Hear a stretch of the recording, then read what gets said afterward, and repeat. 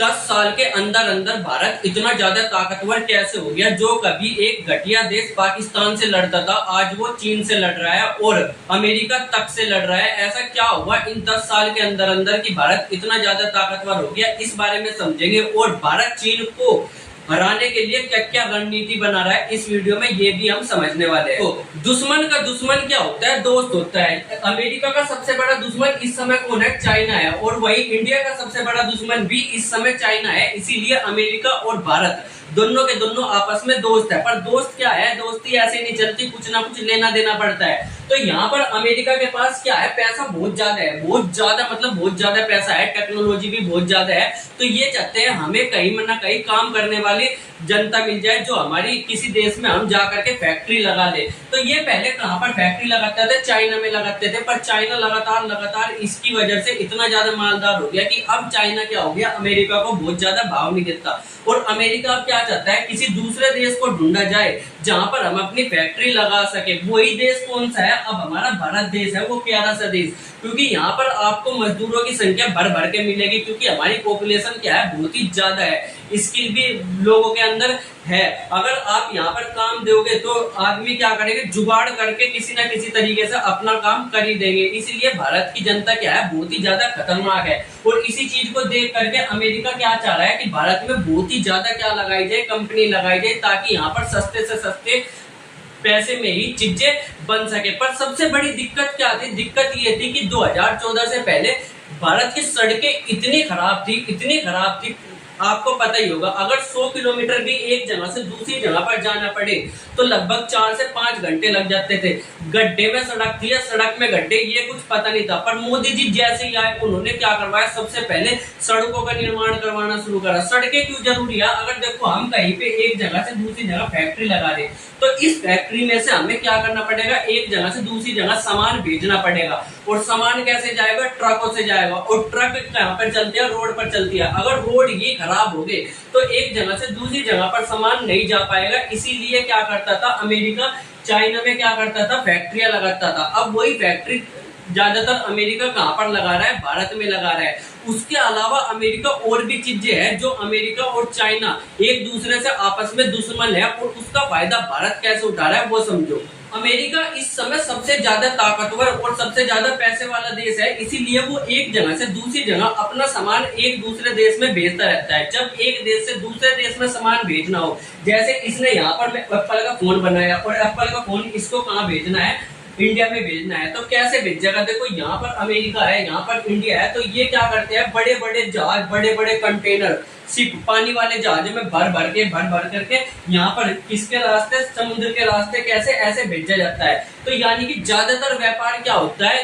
देशों में समुद्र के रास्ते से ही व्यापार होता है। ठीक है। अब यहाँ पर ये देखोगे चाइना, और चाइना के पास ये जो समुद्र है, इसको समुद्र को चाइना अपना कहता है। वैसे तो व्यापार करने के लिए समुद्र क्या होता है? अभी के हाल की जो दशा है कि समुद्र किसी भी देश का नहीं होता। जैसे हमारा ये समुद्र है, तो ये यहाँ पर कोई भी आदमी आकर के अपना व्यापार कर सकता है, अपने जहाज यहाँ पर गुजार सकता है। पर चाइना क्या कहता है कि ये वाला जो समुद्र है, ये मेरा समुद्र है और मैं यहाँ पर किसी भी देश के जहाज को नहीं आने दूंगा। अगर कोई भी देश का जहाज यहाँ पर आता है तो मेरे से परमिशन लेनी पड़ेगी। इसी चीज से क्या होता है? अमेरिका बहुत ज्यादा फूका रहता है, क्योंकि यहाँ पर उसको चाइना से परमिशन लेकर के यहाँ से अपने जहाज गुजारने पड़ते हैं। एक ताकतवर सुपर पावर देश जो मतलब ऐसा हट्टा आदमी ये सोचे कि मुझे अपने से कमजोर से परमिशन लेनी पड़ेगी, तो उसका कलेजा जो है फूक जाता है, बिल्कुल धुआं हो जाता है। और धुआं के चक्कर में ही ये कहता है कि इसको सबक सिखाना पड़ेगा। और इसको सबक कौन सिखाएगा?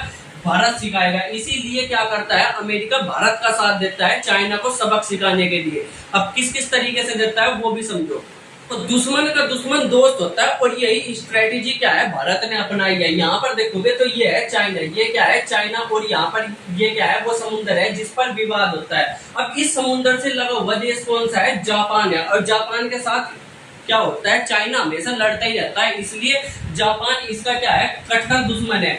वहीं पर जो भारत है वो भी इसका दुश्मन है, क्योंकि चाइना भारत के साथ भी लड़ता रहता है और ऑस्ट्रेलिया भी, जो इस जगह पर इस रीजन में क्या है अपना वर्चस्व स्थापित करना चाहता है, यानी कि वो चाहता है कि इस रीजन में इस पूरी जगह का मालिक क्या बन जाऊं, मैं बन जाऊं। और यूएस से तो ताकतवर है और उसको क्या करना है, चाइना को काउंटर करना है। इसीलिए इन चारों देश ने मिलकर के एक ग्रुप बनाया जिसको हम बोलते हैं क्वाड। एक ग्रुप बनाया जिसका नाम क्या रखा गया, क्वाड।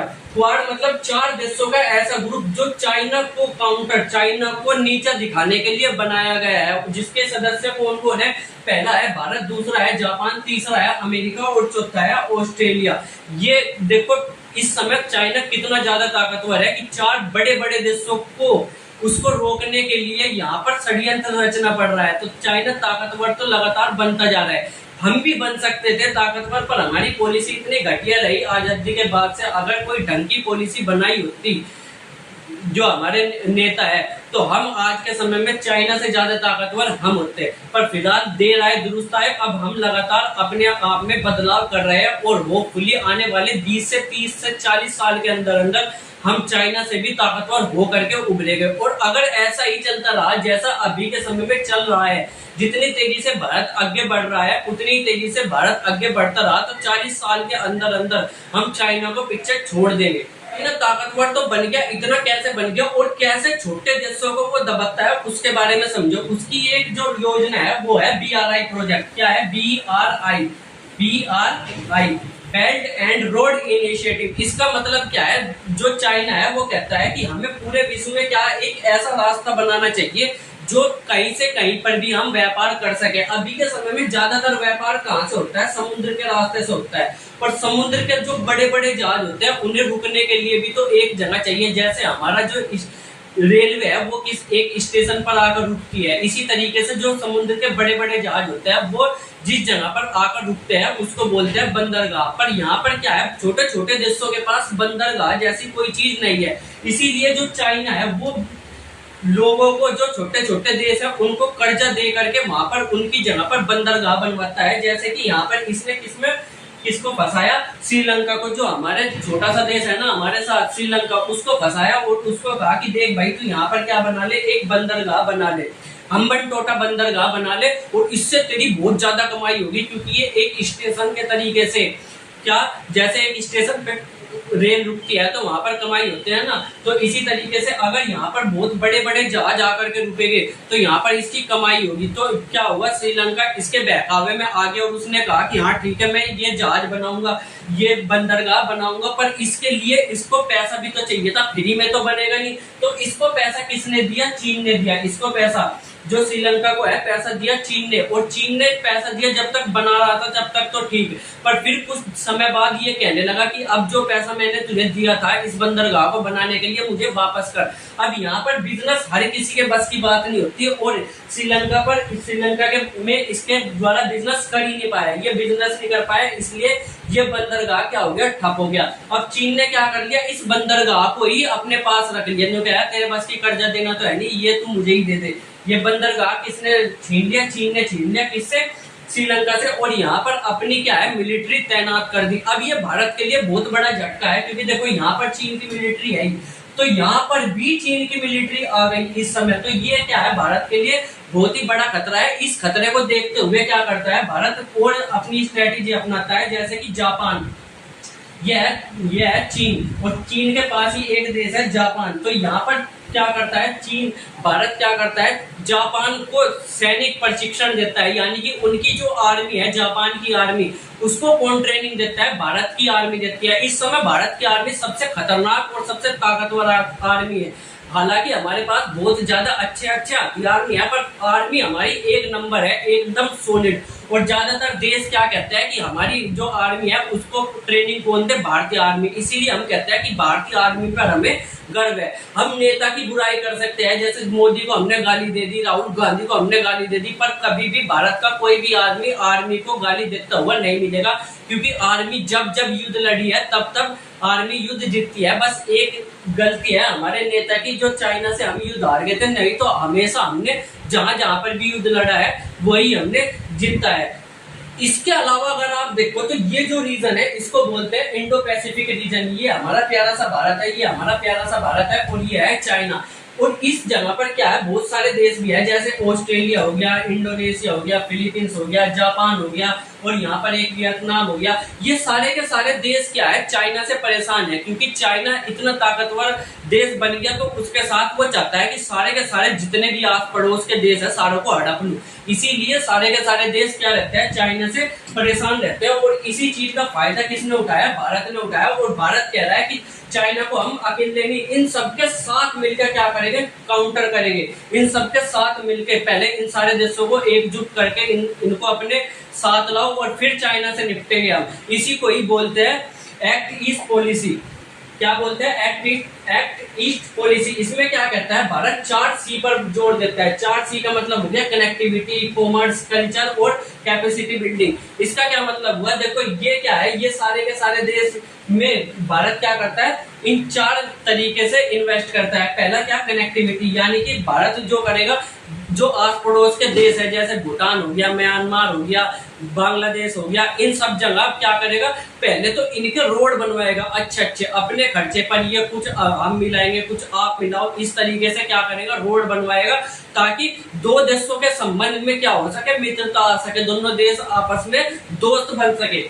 फिर यहाँ पर कहेगा कि रोड बन गया। अब रोड बनेगा तो क्या करेंगे, फिर हम इन देशों के साथ व्यापार करेंगे, क्योंकि अगर एक दूसरे के साथ हमारे रहने का फायदा होगा तभी तो हम दोस्ती चलेगी। अगर हमारा एक दूसरे के साथ फायदा ही नहीं हो रहा, हम व्यापार ही नहीं कर रहे, हम सज्जा ही नहीं कर रहे, तो हमारी दोस्ती बिल्कुल नहीं चलेगी। इसके अलावा कल्चर, यहाँ पर जो है भारत एक दूसरे देश में जा करके हमारी जो संस्कृति है, हमारा हिंदू धर्म, हमारा बौद्ध धर्म, हमारा जैन धर्म, इन सब की चीजों क्या करता है, प्रमोट करता है, ताकि वहां के लोग क्या कर सके, हमारे साथ आकर के जुड़ सके। और कल्चर एक ऐसी चीज है जो बहुत ही आसानी से आप लोगों को जोड़ सकते हो। भारत के मुसलमान देखोगे तो भारत के मुसलमान कभी भी भारत के नहीं हो पाते। क्यों? क्योंकि भारत के मुसलमान ज्यादातर किसकी तरफ रहेंगे, पाकिस्तान की तरफ रहेंगे, और उसका इकलौता कारण है उनका कल्चर, उनका धर्म।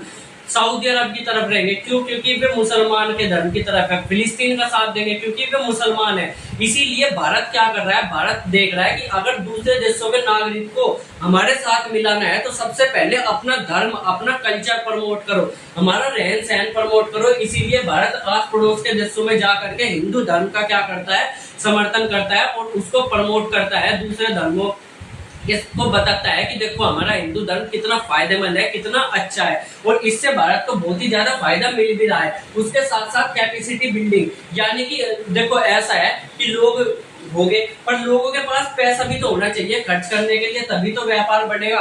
तो भारत क्या करता है, भारत लोगों के पास पैसा कैसा है, दूसरे देशों में, छोटे देश जो है हमारे आस पड़ोस के देश है, वहां पर पैसा लाने के लिए उनको अच्छे सुझाव भी देता है, वहां पर इंडस्ट्री लगाता है, वहां पर फैक्ट्रियां खोलता है, ताकि लोग बाग सामान खरीद सके और उनके पास पैसे आ सके। तो ये सारा का सारा मुद्दा भारत क्यों कर रहा है, ताकि हम क्या कर सके, चाइना को काउंटर कर सके, चाइना को सबक सिखा सके। आने वाले समय में हमें दिख रहा है कि चाइना के साथ हमारा बहुत ही भयानक युद्ध होने वाला है, तो इसीलिए अभी से ही चाइना भी तैयारी में लगा हुआ है और भारत भी तैयारी में लगा हुआ है। आप लोग इस बारे में क्या सोचते हो, कमेंट करके जरूर बताना।